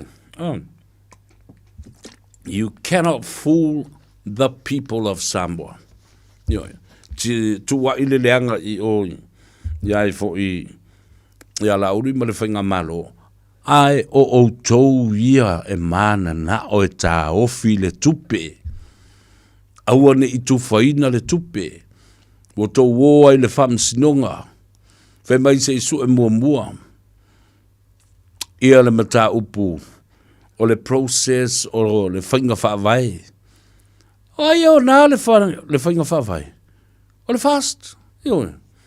Dea lai pule la tau pule la tei bie. E se iei le lima. E se iei mare a au tau. Ave ese mali to finga o le fono whaavai. O le aveo se tei fono. O ai lai o nā le poloketi. Poloketi e le fast. O e tei tai e le poloketi. Tei tai e le fast. Ai sea, ina ia pui le mamalu ma le tā ua o le poloketi. Ma ia wha ngā solo ploketi ile tu langa e mana o mi hai e tangata le vesosoani a la o tali atu le fono whawai. Au atou te wha whainga tā ina mea. O le au ngā atoa le nā e o iai le wha atou whala inga a la uri. E lua mea. Ioe. Mua wha mā a venga. Lua ina ia mawhai o na whaafai ngō fie mea na whainga tā. O mea na mamafa ia wha mama. O mea na whainga tā ia whaafai ngō fie. Opu rai lua e tutusa le lei lona ano whale ma le manatu atoa le nā ole anava tau ma le wha moe o le wha tōtua i le atua Samoa o tas. O mea na whainga tā fa faingo fie. Ta ua tele le na. O mea na mamafa tu, fa mama. Yo, ia le na. Ko ke fiua ko ke kami solo i le mea lea. Tau te i loa le lei. O le mea o lo uto whai o le poloka. Tau ma whai pe poloka le whaamanuianga o le tunu. Ai au tau sila fo i ai. Whatalo whatu le uso mane mai mo mai le uso ya Sam, the tip-top man. Mai nai Mildura i Australia, ya malofo, keep up the good work. Yo, al mevo e tato, tasi le me tutia o le whaingo le tato ngā ruenga. Tā pena le lei, whaile ngangana le lei a whei ai ia le sāwali e momori. Ma ia manino le lei. Ma ia maua fo i le avanoa tātou te tali ma tō alai mo mori le sāwali. I se au wala fia. E ma whai ai o na tali e le tō tele o le tātou. Tūwhal tātou por kalame, au i nātu i atu oe. Le Gagaifo Faiva, ona o le soso le mei le company, ma le whale mai o le Pacific Specialist Healthcare and Hospitals. One hospital in Nandi and one in Suva, in the beautiful island of Fiji. Yeah. Na wafe Fiji tolu vai aso o tona iai, ma unofu ai mo le tolu aso. Sa o siasi ai, I whale mai te tele nei. Lea o lato sponsor ina le polkalame le nei. Le Gagaifo Faiva. Ale I ato o sa vema le Radio Samoa. Yeah. E mata utia. le matanga fia pe wa sa vali ini fale mai te tele fo i atu no i fafo ele fai me i fale ba i a New Zealand ma Australia i me le tono fiti. Every equipment you can just tell that they are mega millions. Ya la to CT scan ya mantua o i le o mafai o la fai ai professor la ia nei tonu fai mai le saunoanga a asiata doctor Satu Paitea Professor Viali na paua le o le fo mai tipi fa pitoa o ta utonga o le fatu i Samoa fai mai le tala a Satu Paitea ia te fai mai asiata Dr. Satu Paitea te loa le ataua o fo mai uma ye to fitu le e te vai o te o polo fesa uma nei la tau te whaia le ngā luenga whaola io toi titi ata utangata nei o le atua o atua ile la tau ngā luenga ma le vaenga e iei le fo mai na te e o malona le fo mai na tu ina i loloa o lo mai o le fatu e le fo mai e o mai la tau te whaia le ngā luenga o le wha moe o oe e le fo mai wha pitoa e sau mo le ili e ili e oe these people are all professionals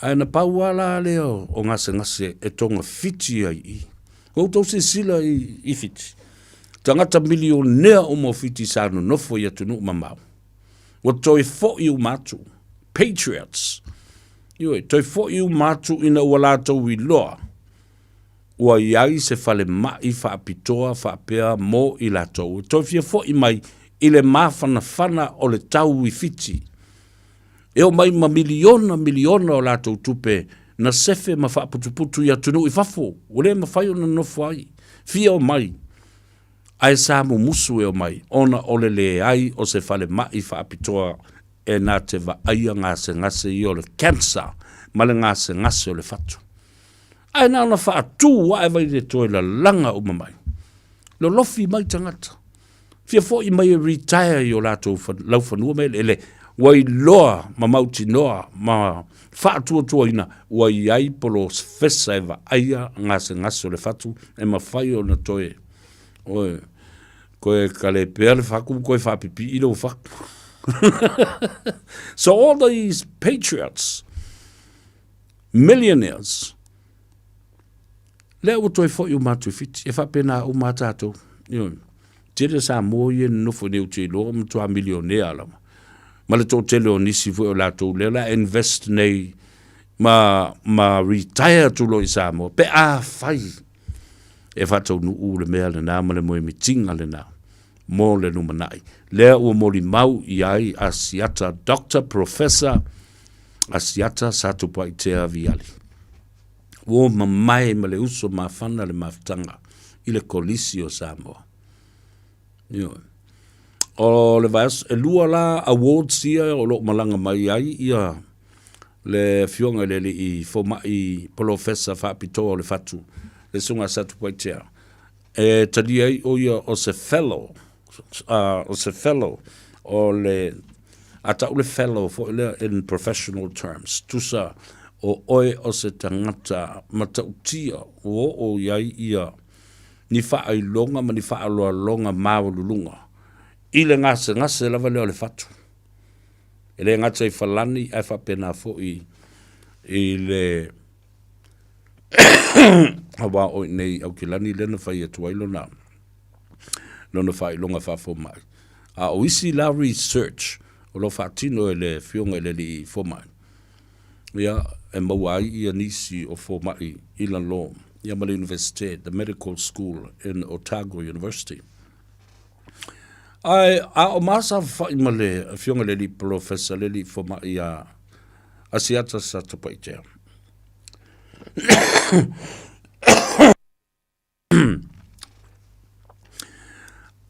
o ia fo i la ua pule nei o le tātou medical school le aonga whafo mai Ia o lo o ai ia tele o doctors and nurses and specialists I Samoa. Ai mai se lava la o ngasa ngasa o le fatu ia ma le whailonga whafoma. A wha mai le saunoanga le li professor. E le taimi nei, e lata I le wha se lau ana for mai, medical students o lo o mai Samoa online. O lona winga, e whai a toa lava le lecture mai o I Samoa. Mata matatu, I ai ali for mai, ali tangata onga. Students, medical students, I tono tuilamba mamanua. O le malo tele o Amerika, o tau sila le powerful o le mea le whaiere, professor le a Samoa. E pule le a onga whafo mai to tono o Samoa. And he does international lectures all around the world from Samoa. E mai moa tu iai isi fo mai, o lo whaia lato medical qualifications I nei New Zealand ma Australia. Lona winga la, o le vasenga lea o mai Samoa, e le professor lea, o ngase o le fatu, ma o foi o le pule a onga, o le Oceania Medical School I tonu o Samoa. E se lia I le lua se lau. Australia, New Zealand, tuile manua, Amerika, Falani.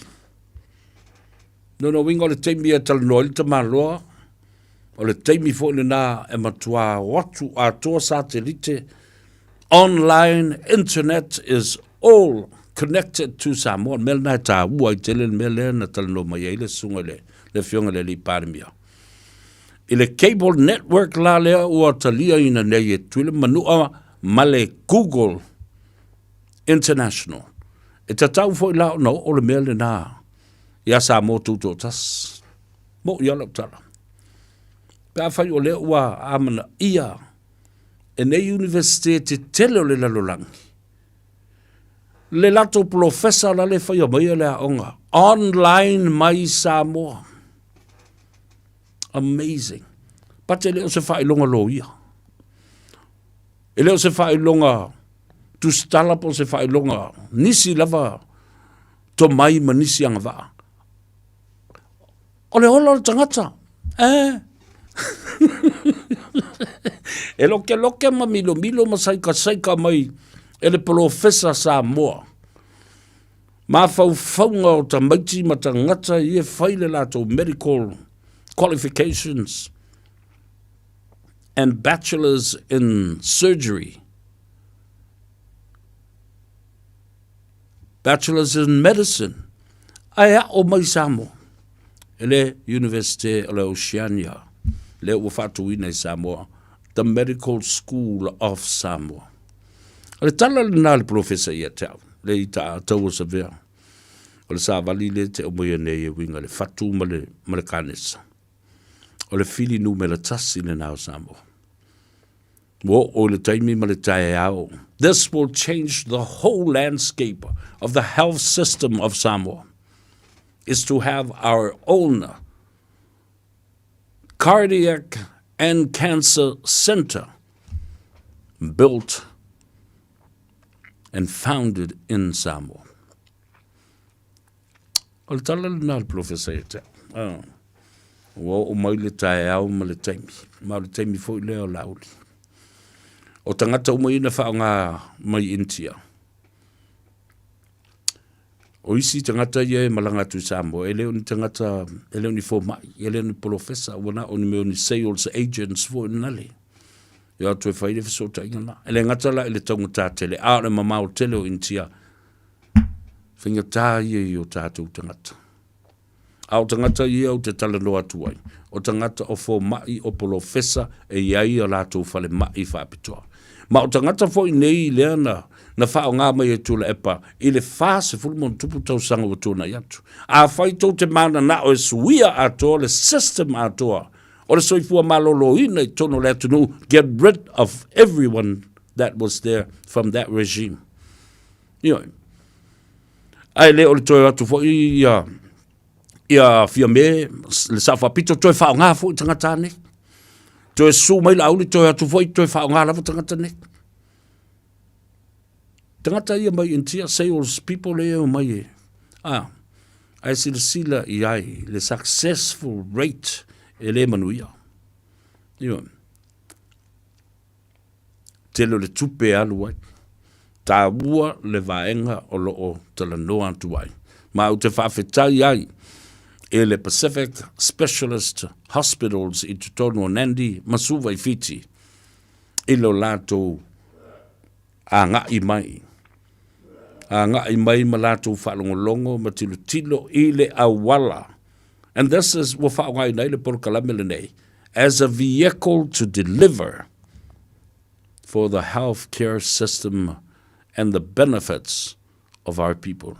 So se atunu e maloloina, soifua maloloina, ma malolosi, ma aoaoina, o ona tangata. Awa, ele ai a sesi o loa po sesi a seta a Samoa e sili atu lona taua nai loo le soifua maloloina o tangata, ma le ola aoaoina o tangata. There is no other asset or any other commodity that is important to any country. It has to do with healthy people, a healthy population, and an educated population. Healthy, wealthy, and educated. You know, the outcome now, educated and being healthy. Awa wina, toi soifua maloloina, olea, tamau ainga lelei. You know, la tatu wole malolonga, mo le tolu minute, fo i mai se, toi tamu fai tasi ati, ia ale ai, ia fo i mai toi wha wau, mo le wha moe, ia matawa lunga atu ai le nganga i fo Faiva i le so. We'll be back. Tato te mana na o umalawa ia sao le whainga o loa toi whaonga. Ia mana tua toi whaonga o loa uma tasi lua malilima e puipui ai le tātou pāneta. Whaonga sao o loa toi whaonga. O le nā wai o lima. Sa Eliane i Auckland Council Recyclables. Tāmaki Tūriki o Together Auckland. O tupe whamomoni Samoa, mana tua loa le Pacific Easy. O loo whaawau pia le tātou pāpitoa nao le lima tāla tu tongi pia whaonga aina le Pacific Easy app e whaatino ai au tupe whamomoni mai lau telefoni whebe ai. O loo awanofo le tātou direct transfer ti posi mai ai au tupe le tātou account ma whamani aina fasili lupa le telefoni ma whaatino la whaino lau tupe ai nga whapitoa. Mo le tutongi ino pidio le mai, mo li te ngā tupe so se whare tupe Samoa, pe tutongi ni no ngā tupe le numpi wha Samoa Housing Corporation, UTOS, Samoa Land, ma so se au nanga Samoa, o lo ma whaina whaatino uma i tātou au nanga o le Easy Pay. Mo le silifia, o whaasoporia so se vahenga New Zealand i o tātou lala, o lo awanofo i o tātou ofisa i o Tara Mamangele, pe whaonga le Pacific Easy Mobile App, bo le direct transfer, whaasawa i lo taimi, ai sili ato na whaasawa i nau tupe wa taunga tāle penisiri. Mo nisi whamtalanga wala au le telefoni o Valselau o Tasiono ono, po numero masani au kilani o le lua fituono fituiva fitufā, ma le lua fituono fituiva marufā, Pacific Easy o lau paanga mo tupe wha mo boli Samoa. O mana o mie o e pose isi lo a inga se fisoso ani tau fe malanga inga mo New Zealand. Imata au pue peo le vaita mai no whanau po ngaluenu. A whaia lau tali o le ioi, wala au loa Ken Ferniho o le Fern Immigration Services e iailana lai sene, ma o silia ma le se funu lima tau sanga hola na tau tua. E toa tele tanga tau o fisoso ani iai Ken, imata au pu tau fe malanga inga, e awhia imata au puna o atu le tribunal, ma apili le minister. Tanga iana e le Facebook, ma le upenga te whailangi I molimau. Mo nisi whamtalanga, wala au mai le Fern Immigration Services, o luatasi, tasi lima tasi, o lima. O le porokala me o le Gagaifo Faiva malei a taua savea I lunga o le Radio Samoa ua mawhai o na awi nātu ona o le fesosori mai o le Pacific Specialist Healthcare ma le tongafitia o le ngase o le fatu ma le ngase o le kanesa I whale mai e lua I Nandi Masuva I le atunu o fiti asiasiane I le upenga te whailangi Pacific Specialist Healthcare psh.com.fj O le ese tātou pu funeral directors o se whale maliu Samoa o le tali foilea o taimi whengata ona o le malanga al maliu maleoti e mawhai foi o na lātou awina atu ma awina mai tino maliu o e pele mai so o se atu nuo lalolangi wala auno le ese tātou pu funeral directors I le lua ono lua tolu fitu o pea fiu ane ele se fulu male balu Norman Spencer Drive in Manukau City. Tasi lima I watolu amo. Radio Samoa. Walter VLD.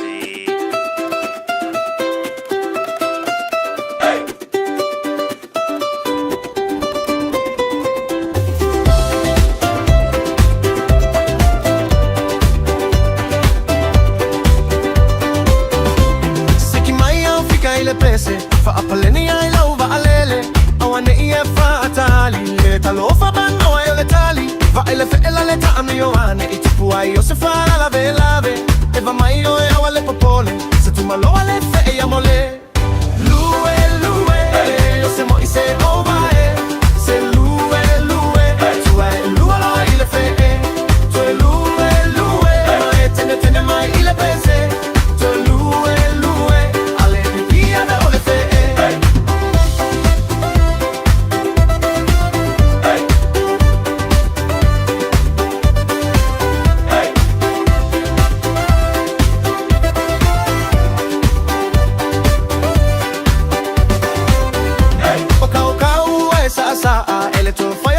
sa utala le anga etele imawaina la umai le saunga ngai naina ono saila ya lo loto ta eva veva lo ile fale olo mai su e mai yo se tala fae va ta mai lunga lue le yo se moi se over se lue tu va lue lo ile fe tu lue ma etene mai ile pese tu lue me te via ve fe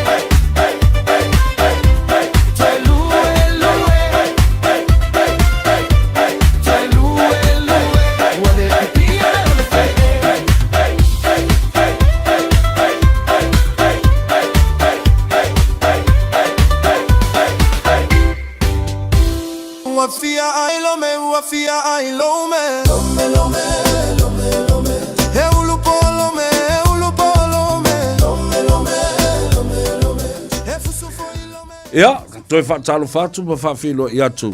E le 15 minute muli o le tātou pol kalame o le Gagaifo Faiva. E le nei fo i aso lua.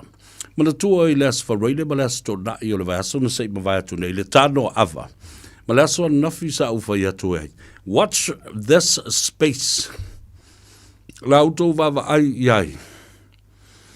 I le taunu unga. O le tau whaaleanga o tu le epa. Ma le mata upu le na whaatal no mai ai mai a ta uai.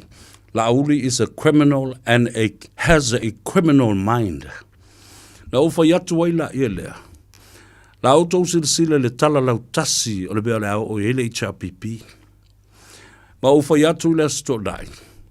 E iai le faipule ai o te le i wha ingoina le faipule. Wa anga i leisi tu. Mamanatu ai, o le a wha ma vai i le HRPP. O le alu wese wa le lava. Le lava wha longo le mele ngasu ma le tele o le la pisi ma le mela iai. E lofa i lona i tu malo. Ma ua uma fo ina whaidoa i lona i tu malo. A le i tu malo i tonu al fale tu sa mau ma le fale vai maunga. Ali i seu o tai ali po le tai seu o ali ta Filipepe lea o lo fai pule mai ina le HRPP mangiangi Ai mana tu o ina fo I lea na tu la I mai ai le tamo le fast. Lauti mu ia, we lese va ai. Au ina fo ina tau vā mai ai, ia lesi fo I sui o le chapi, o le fast, le sunga ia nonu. La le mea lea la atu la I mai nei. Ia le na, vai monga tolu. The MP resigns. He will be resigning. O tose sila la ia I le mea na uwhai atu. Nei masesi le fato apiki mai nei ala observer. Ia le tala na ua vātua le asto nai. Ai o te lei wha ingoa I nātu. Ia le whaipule. Lea lau au mai wha yali I luma. Ia lea le nā o whai atua. Lea le bafuanga. Awa sa o iai oi I le tau mesina I le pō sa whai e la o. La o mea ai. Ai whai e ma le tau mawhitanga. A le fionga le li whaipule ma lona whaletua. Sa mātala noa ma mawha soa. Ia, na whaalongo mai fo I lo sa I atu I ona winga mana tala na whai. A sa whai tete la utala noa atu iai. Sa whai e o tala. Iwi te whawhi poto ma le whainga o whaasisilanga I a watu. Wa o le mea na lena o watu lo pokala. Sa uwhai mai. E la ititi tele le whai numera o ena palota le fast. A sa utala noa atu iai. Tātou te le tala noa le palota Samoa. Intangata e tofia le palota. Tātou te tala noa I le alfa inga o nufo e manu malo mai ai. Se pāti wha o whai I le whainga palota lau tele le tanu. I le nāpō. Ia, na fono le le iai fo I. Ma wheloa I le awa whata. Ma le tūlanga wha le uso. Le anga o le wha le tolu lea. Ma ngiangi mo taa. Ma vaiala. E wawala lata tele o lātou so tanga le ngawha. Ia, le nā. A tanga masa atanga, ia, whapea fo I salatia ma lau lua moa na whakatau. Lau so li I maalo le maria toa. Ia ma lei tu vai. O lo tātou a inga I mangiangi. Ma lo le toa. Tai seu o li I. Ta Filipepe. O le wo mamai ia te au le tua au le tambale sa mata alu fatasi. I le au tele mo ta amo le tele o tu sanga o mawai. Leala, wo to wawa ai e le mea na ufai atuai. Tua e lunga le tangata alulo. O le la vā. O le vana mana o sui ia. Sui ia le taita inga. Congratulations to you, my brother. You've done the right move.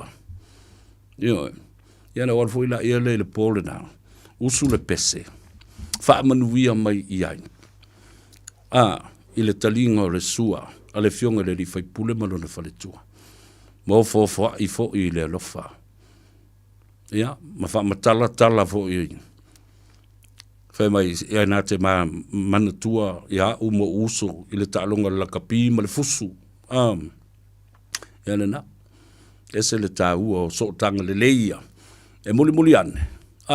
E tati ale porkiki. Ai aso tanga mawhana. Le fai alu le li fai pule. Ma tilu lava. E le eise file mu o maua I petesa. Le eise file mu o maua mai lo lato o li I taitai. O le tua ngai. I lunga o penga ta fai langi ma fasa launga televise. Le tio whapena fo I manuspepa. O lunga. O le social media. Ia lau manatuai.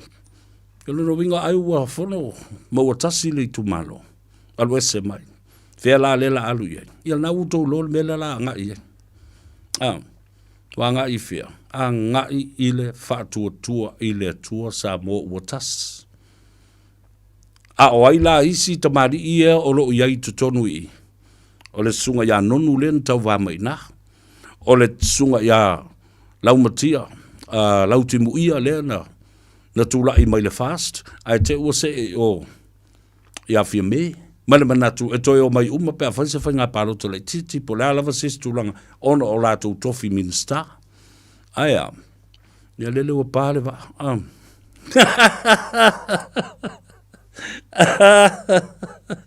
O kai talu whai ta ino e. Wa sa o lau move. A wai te nofo I lewa I namati ngau to ling au ta linga tai seu o li.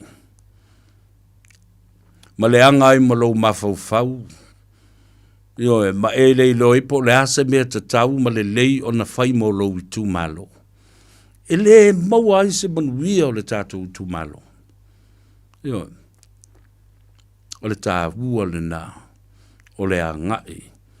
I le mea o lo o ua whātū ai le maoto o tautai. Ua tō ai le whale o tautai. A ua lau sa saa ai Faiva o tautai. Nena. O se tala fia mai, o se tala le lei le na. O ai la ia o le au mai e tau wā. Tā ua tele. Mai utal tonu fo i o se ngai o inga o le atala noa i fo i le whatutua i le atua Samoa utas. Pe ano fai atua. Al tala la uli na fai le mātala nonga. Le ataua sa vea. O te le popole, o atala le to ida nai fai mai. Ia manatua la uli ele o iate oe. Le lua vai tolu. Fai mai le tala Wi-Fi. Savage. Ia i lo le lei. Ioe. Te le popole iai ua iate a u le lua vai tolu.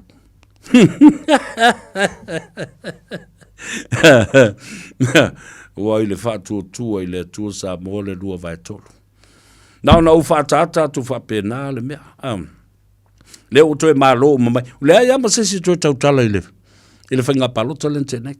A le tātou te nofo i nai aso i ua mai nei ele. Ele fionga le komsino o whainga palota. Sei wawa ai. Pe iei ni tangi e toi whai wau te lolei. Ta ilo e pe ise tangi e whai o i sa tau ama. Ma vaisi ngano lua. Ao i foi. I sa whatatas. Ai longa iei ni tangi o le nā panota. A lea la e tu ulava iei lava noa ono le tu la fono o whainga palota. E tauna tu atu lava noa pe iei petition se whaulu mani te mani tu langa whapena o whainga palota la itia. A le mea mauti noa. Ua tolu tasi le whainga palota. A e tolu sui e maua mai ai. Tasi mai o ia motu pua. Ai lua atu i sui. Guaranteed tala nala ua vatu ne. E mawalu ngatu pasene. Pe a whai activate le se fulu pasene. O le formula na. Ale tamaitai o ta whafunai. Lesi ta whafunai lea na tau wā. Male e fionga ia tunu mawhono. Claire Tatum. E mawalu ngatu le na. Lono winga a whai o le lima se lau tolu lima. Polo tolu ono. Ma le lima se lau tolu lua. Ma le tolu. O le lua le nai ese ai.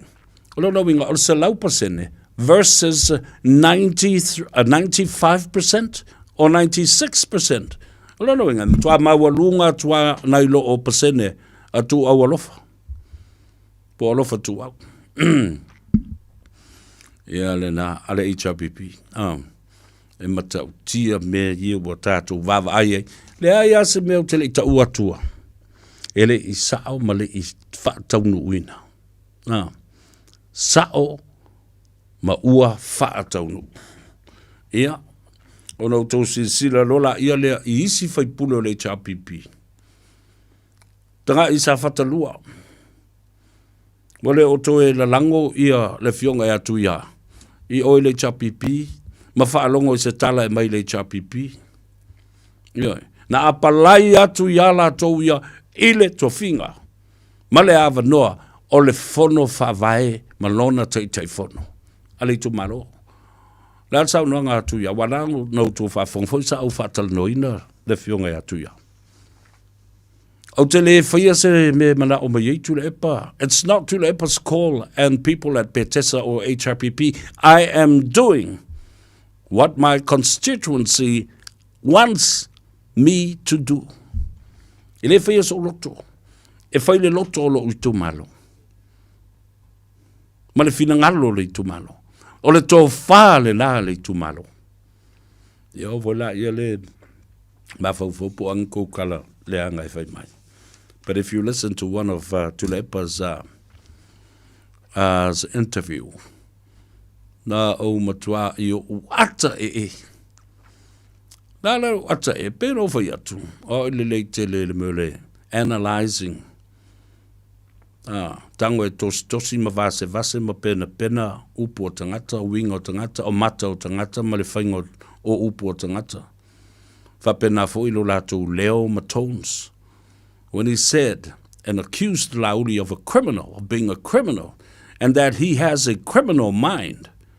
My goodness, how low can you go? How low can you go, Tulepa?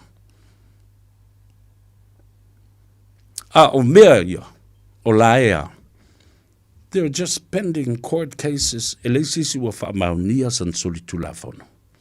Tātou wō le malolonga. Whaftai le tua o lea o taulunga le tātou porkalame. Whamangalo se leo le wauna, whaftai atu se manu, ia e maise fo le whafonga tā pua i le atuno, ia ma le tātou sponsor, major sponsor, Pacific Specialist Hospital in Nandi and Suva in Fiji. We are telling le a whaftato whiloa I le aswa tahea. Le a tau sa vea, soifua ma ia manuia.